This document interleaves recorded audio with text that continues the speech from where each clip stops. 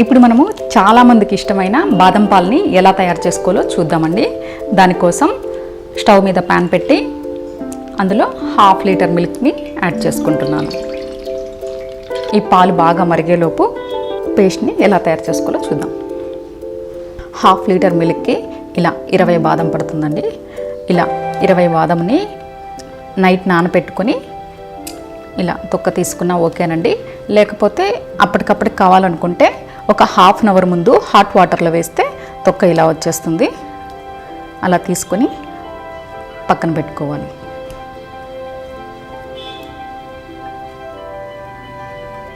ఈ విధంగా అన్ని బాదంకి తొక్క తీసి వీటిని మిక్సీ జార్లో వేసి పేస్ట్ లాగా గ్రైండ్ చేద్దాం. ఈ విధంగా కొంచెం మిల్క్ని యాడ్ చేసుకుంటూ పేస్ట్ లాగా గ్రైండ్ చేసుకోవాలి. బాగా స్మూత్గా ఉండాలండి పేస్ట్. ఇప్పుడు ఈ పాలని ఒక పొంగు వచ్చేంత వరకు హై ఫ్లేమ్లో పెట్టి మరిగించుకోవాలి.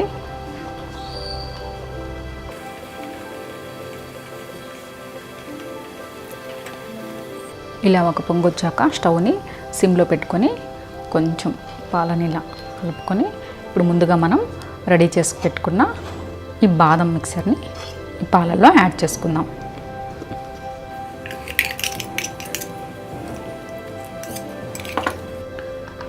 ఇప్పుడు ఈ మరుగుతున్న పాలల్లో కుంకుమ పువ్వుని కానీ ఎల్లో కలర్ ఫుడ్ కలర్ని కానీ కొంచెం వాటర్లో మిక్స్ చేసుకొని ఇలా యాడ్ చేసుకుందాం. ఇప్పుడు ఇందులో చిటికెడు ఇలాచీ పౌడర్,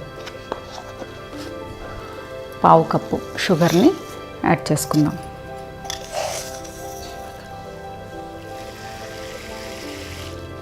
ఇలా 1 కప్పు షుగర్ యాడ్ చేసుకున్నాక షుగర్ అంతా బాగా మెల్ట్ అయ్యేంత వరకు ఇలా కలుపుతూనే ఉండాలండి. షుగర్ బాగా మెల్ట్ అయిపోయాక కూడా ఒక 5 to 10 మినిట్స్ ఇలాగే మీడియం ఫ్లేమ్లోనే పెట్టి ఉడికించుకోవాలి. ఇప్పుడు ఇవి చల్లారనిచ్చి డ్రై ఫ్రూట్స్ అన్నీ వేసుకోవాలి.